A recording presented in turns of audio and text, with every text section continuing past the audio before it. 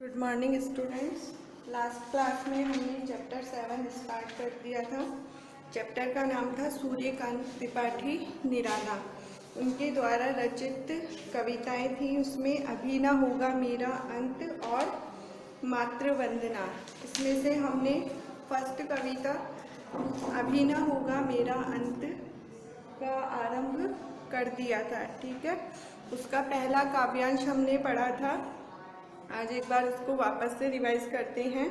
अभी न होगा मेरा अंत, अभी अभी ही तो आया है मेरे जीवन में मृदु वसंत। अभी न होगा मेरा अंत, हरे हरे ये पात डालियाँ, कलियाँ कोमल गात, मैं ही अपना स्वप्न मृदुल कर फेरूंगा निद्रित कलियों पर, जगह एक प्रत्युष मनोहर। इन सभी के शब्दार्थ आपको बताए थे। संदर्भ प्रसंग बता दिया था। संदर्भ सभी में एक समान चलेगा। प्रस्तुत काव्यांश हमारी पाठ्य पुस्तक में संकलित कवि सूर्यकांत त्रिपाठी निराला की रचना अभी न होगा मेरा अंत से लिया गया है। ये इसका संदर्भ है। फर्स्ट वाले काव्यांश का प्रसंग था। यहाँ कवि पूर्ण रूप से आश्वस्त था कि अभी उसकी रचनाओं का उत्साह भरा जीवन प्रारंभ ही हुआ है, अभी उसके जीवन का अंत नहीं है। दूसरे काव्यांश का प्रसंग है, कवि आलस्य में पड़े जीवन में जागरूकता और उत्साह भरने का संकल्प कर रहा है। अर्थात वे लोग जो आलस्य में खोए हुए हैं, जो सोए हुए हैं, उनमें जागरूकता और उत्साह का संचार पैदा कर रहा है। पहले वाले काव्यांश को रिवाइज करते हैं एक बार। उसमें कवि ने बताया था कि जिस तरह बसंत ऋतु आगमन पर पेड़ों पर, वृक्षों पर, पेड़ पौधों पर उनके हरे हरे जो शरीर वाले पेड़ पौधे हैं उन पे नई नई कलियां आ जाती है, चारों तरफ जो है उत्साह का और उल्लास का वातावरण छा जाता है, उसी प्रकार जो है कवि जो है अपनी युवा अवस्था के प्रारंभ को उल्लास और उत्साह का वातावरण मान करके चल रहा है। वह कहता है कि मैं अपने अनुमानों से, अपनी कल्पनाओं से, अपने सपनों के माध्यम से जो है काव्यों की रचना करूँगा और उन रचनाओं के माध्यम से इस समाज में जो लोग आलस्य में सोए हुए हैं उन लोगों को जगाने का प्रयास करूँगा, अर्थात उनके जीवनों को मैं जगाऊँगा। इसका विशेष हमने पढ़ा था। अनुप्रास, उपमा तथा मानवीकरण अलंकार है। काव्यांश जो है सकारात्मक सोच और जीवंत बने रहने का संदेश देता है। दूसरा है इसमें भावों के अनुरूप तथा शैली भावुकता से पूर्ण है। ठीक है, अब हम सेकंड वाला पढ़ते हैं। पुष्प पुष्प से तंद्रालस, लालसा खींच लूँगा मैं। लालसा यानी तीव्र इच्छा, तंद्रालस यानी शिथिलता और आलस्य, पुष्प यानी फूल, खींच लूँगा यानी दूर कर दूँगा, नव यानी नया, अमृत यानी उत्साह प्रेरणा, सींच दूंगा यानी भर दूंगा, अनंत यानी जिसका अंत ना हो, उसे क्या कहते हैं? परमात्मा। सबसे पहले तो पुष्प पुष्प जो शब्द आया है, ठीक है, पुष्प पुष्प जो शब्द आया है उसमें पुनरुक्ति प्रकाश अलंकार है। शायद ये बात मैंने आपको पहले भी बताई थी कि जब शब्दों की आवृत्ति होती है, समान शब्दों की जब आवृत्ति होती है तो उसे पुनरुक्ति प्रकाश अलंकार कहते हैं। जैसे पहला जो काव्यांश था उसमें हरे हरे, अभी अभी, इन सब में भी क्या है? पुनरुक्ति प्रकाश अलंकार है। तो ये चीज़ें हमको समझ के चलनी होगी, तब हम इनका विशेष लिख पाएंगे। पुष्प पुष्प से तंद्रालस यानी कि आलस्य खींच लूँगा।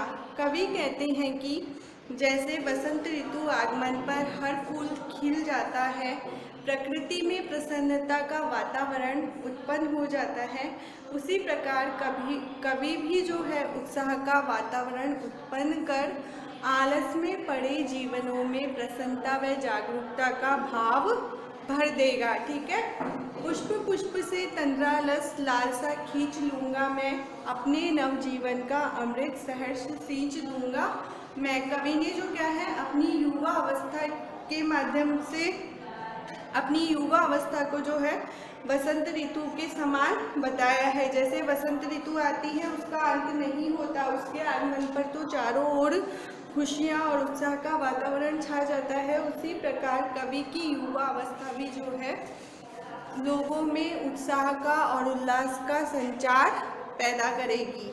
ये वाली चीज़ें कवि कहते हैं कि जैसे वसंत हर फूल को खिला देता है और प्रकृति में आनंदमय वातावरण या प्रसन्नता का वातावरण उत्पन्न करता है, उसी प्रकार कवि भी शिथिलता व उत्साह का वातावरण उसी प्रकार कवि भी जो है उत्साह का वातावरण उत्पन्न कर आलस्य में पड़े जीवनों में प्रसन्नता व जागरूकता का भाव भर देगा।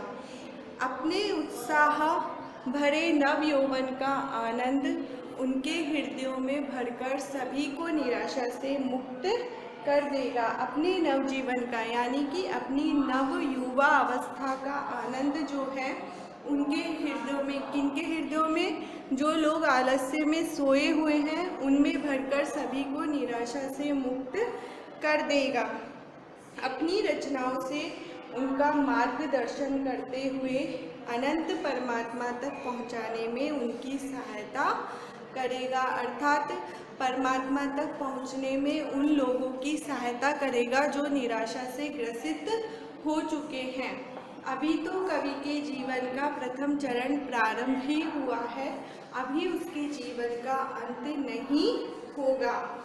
इसका विशेष लिखेंगे। कवि ने जीवन में आस्था और उसका सकारात्मक दृष्टिकोण व्यक्त किया है।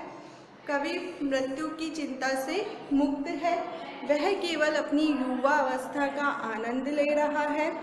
इस काव्यांश में पुनरुक्ति, प्रकाश, अनुप्रास तथा रूपक अलंकार का प्रयोग किया गया है।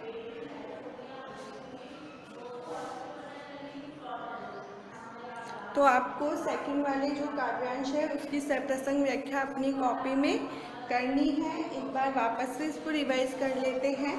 पुष्प पुष्प से तंद्रा लालसा खींच लूँगा मैं, अपने नवजीवन का अमृत सहर्ष सींच दूंगा मैं, द्वार दिखा दूंगा फिर उनको, है मेरे वे जहाँ अनंत, अभी न होगा मेरा अंत। कवि कहते हैं कि जैसे वसंत हर फूल को खिला देता है, प्रकृति में प्रसन्नता का वातावरण उत्पन्न करता है, उसी प्रकार कवि भी उत्साह का वातावरण उत्पन्न कर आलस में पड़े जीवनों में प्रसन्नता व जागरूकता का भाव भर देगा।